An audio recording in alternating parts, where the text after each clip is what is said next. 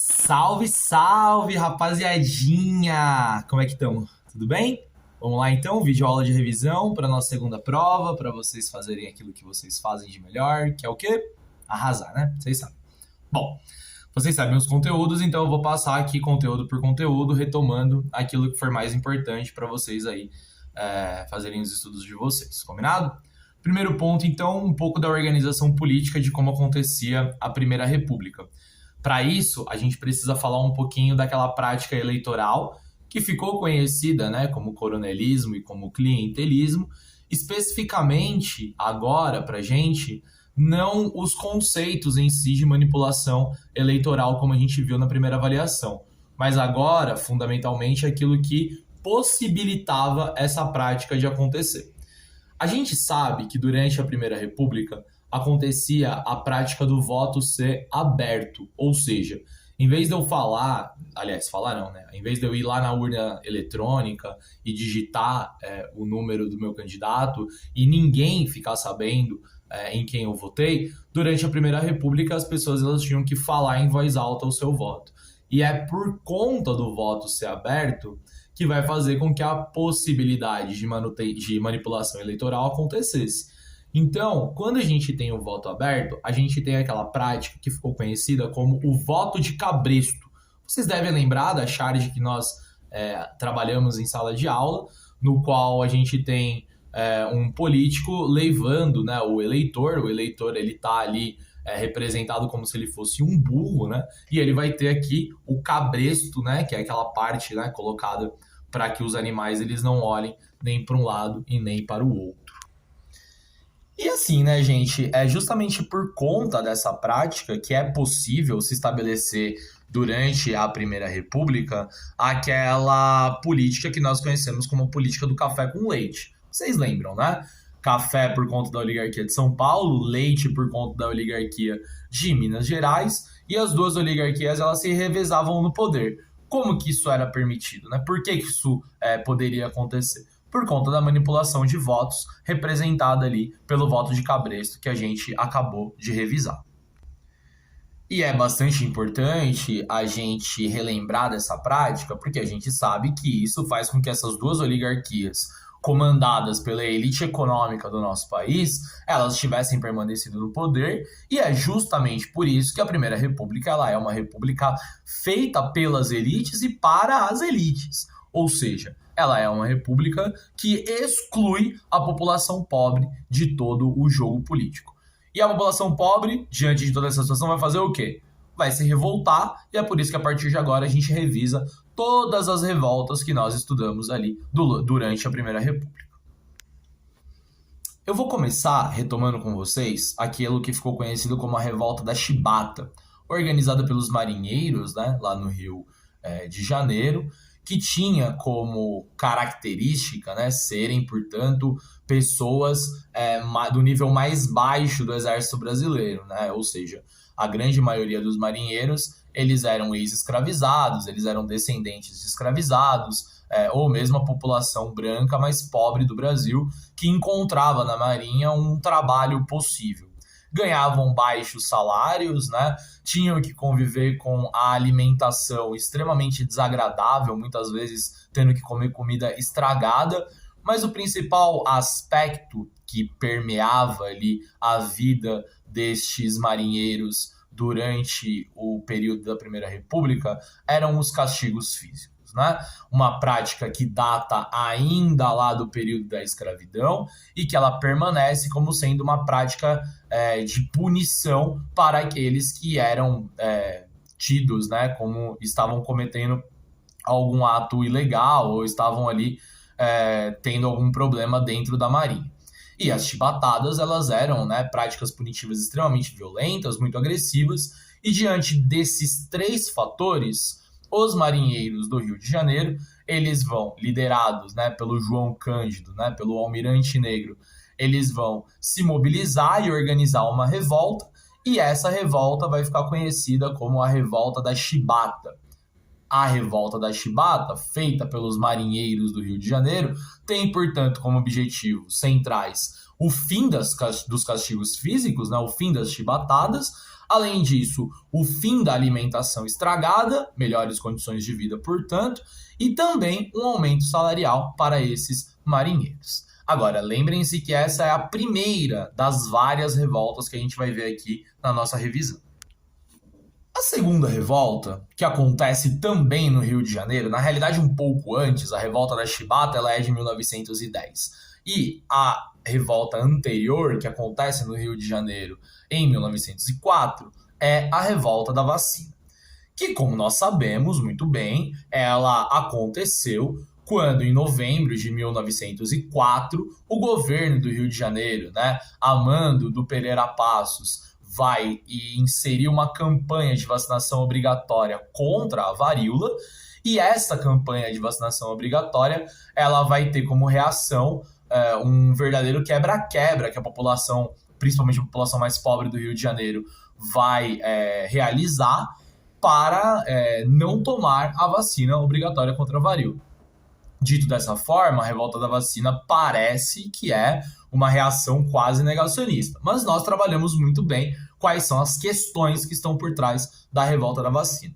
A primeira delas acontece ainda no final do século XIX, aquele movimento que nós ficamos conhecendo como o Bota Abaixo, um processo de transformações, de reformas urbanas que aconteceu na cidade do Rio de Janeiro, que ampliou as ruas do Rio de Janeiro, remodelou os edifícios do Rio de Janeiro, construiu novos edifícios na cidade do Rio de Janeiro, capital da República à época, com o intuito de embelezar, de tornar a cidade mais sanitária, mas nós sabemos que as principais vítimas disso foram os moradores dos cortiços, a população mais pobre do Rio de Janeiro, que tiveram as suas moradias destruídas de uma maneira extremamente violenta. Todo mundo vai se lembrar do trecho do cortiço que a gente leu em sala de aula, mostrando pra gente que não se preocupavam sequer em avisar as pessoas que a casa delas seria destruída.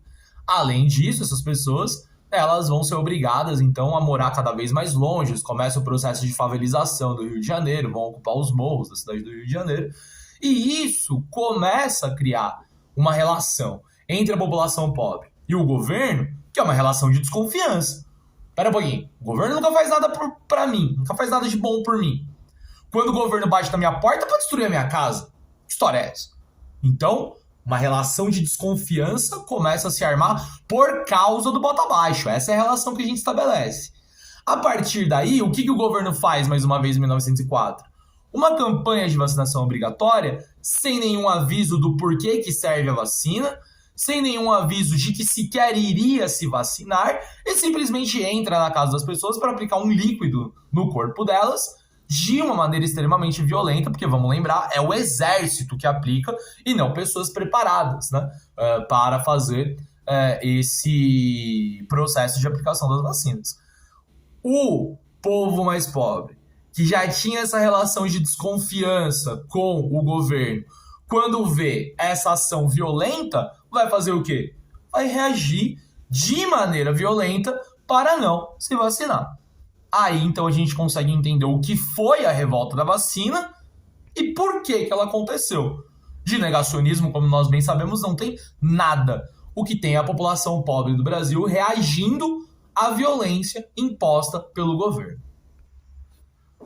E as revoltas não param, hein, galera? Vamos lembrar agora daquelas que aconteceram longe das grandes cidades, Aquelas revoltas que ficaram conhecidas como as revoltas rurais, Canudos e Contestado.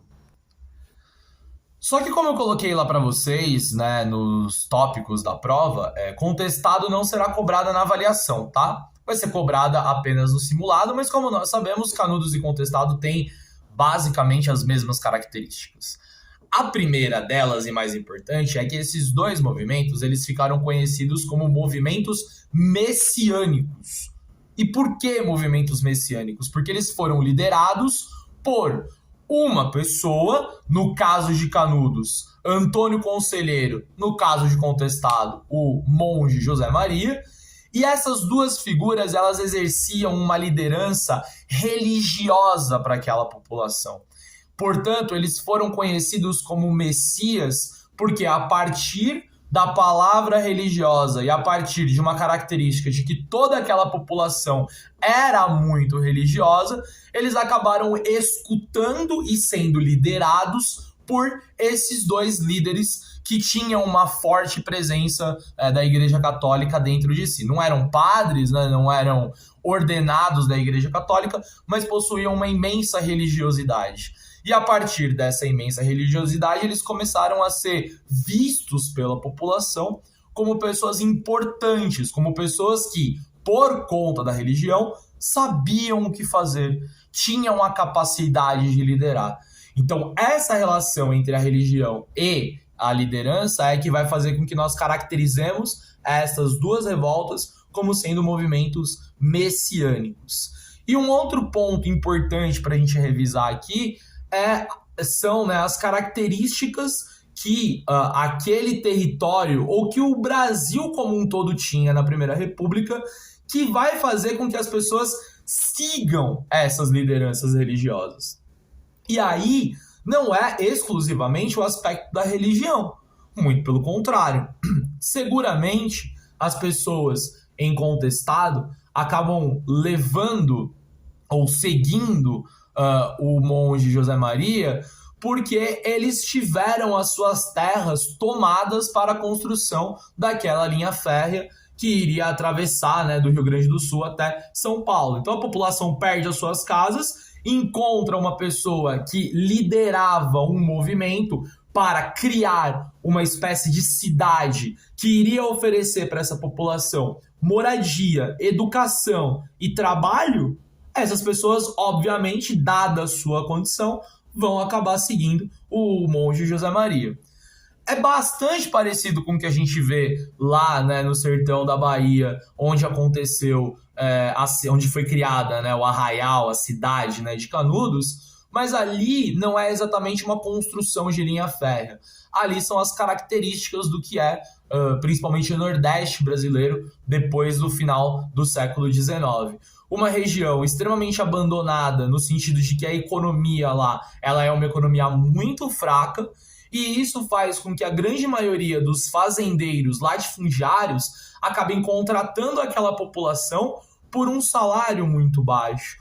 E, sobretudo, violentando aquela população mais pobre de todas as maneiras possíveis. A pessoa que ganha um péssimo salário, a pessoa que é violentada no seu lugar de trabalho, quando começa a escutar que existe uma possibilidade de migrar para uma cidade em que ela vai ganhar uma casa, em que o filho dela vai poder estudar, em que ela vai poder trabalhar e, ao partir daquele trabalho, se sustentar por aquele trabalho, é óbvio que as pessoas vão começar, as pessoas mais pobres, evidentemente, vão começar a sair dessas fazendas onde só encontravam a miséria e a exploração e vão partir para a região de Canudos. Portanto, são essas características da sociedade brasileira que favorecem a formação destas duas cidades alternativas que se criam ali no final do século XIX e no começo do século XX. Canudos e Contestado. E, por fim, o último movimento popular de reação, que a gente pode chamar de revolta, né, que acontece durante a Primeira República, foi aquela greve geral que aconteceu em 1917, principalmente em São Paulo, mas também na cidade do Rio de Janeiro, também com muita força em Porto Alegre. Uma greve, então, que vai paralisar durante todo o mês de junho e de julho de 1917 a produção das principais fábricas brasileiras. Essa greve, ela acontece, evidentemente, por uma tentativa dos operários e das operárias, né, uma participação muito forte das mulheres durante esse período, faz com que, então, eles façam essa greve para que lutassem pelos direitos trabalhistas que não existiam, né? O trabalho infantil, ele era uma característica do trabalho nesse período.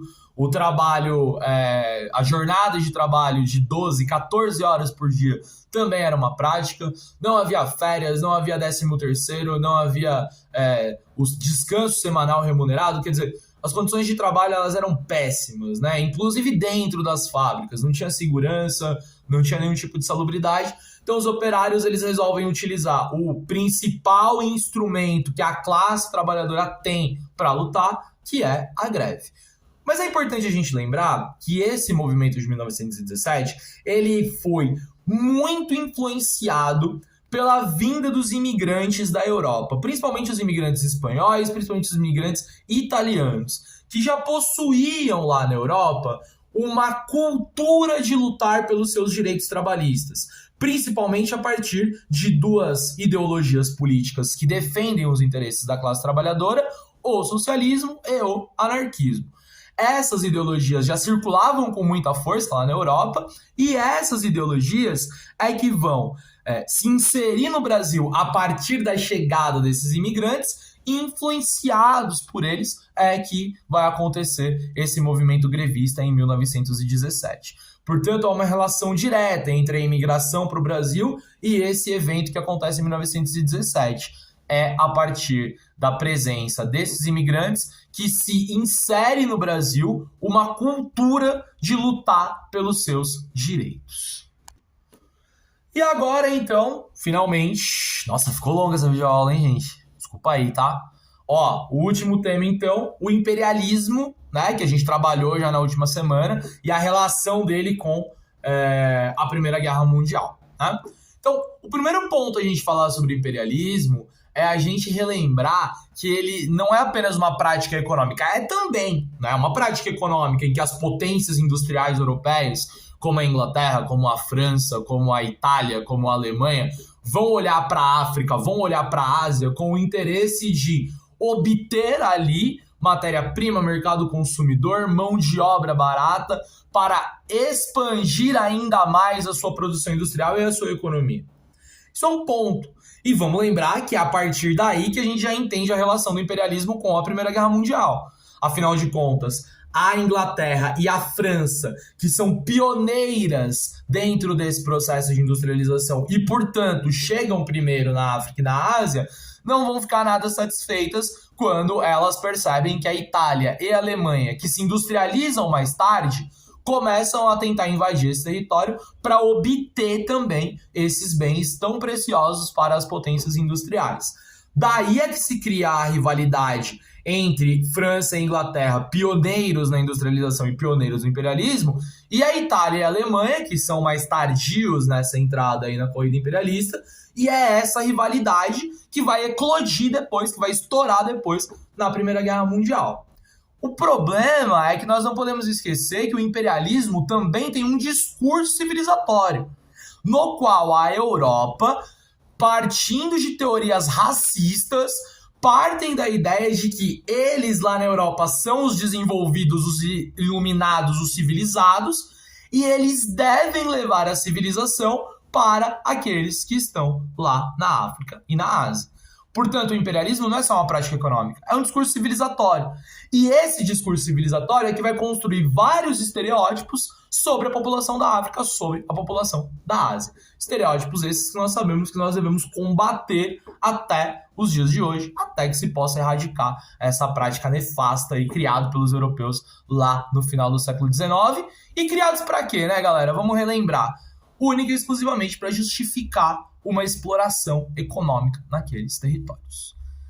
Ufa! Revisamos então os nossos conteúdos para a prova. Eu quero que vocês sempre lembrem-se de fazer respostas completas, leiam com muita atenção os enunciados e arrasem, porque é isso que vocês fazem de melhor. Beijo para vocês, é tudo nosso e nada deles.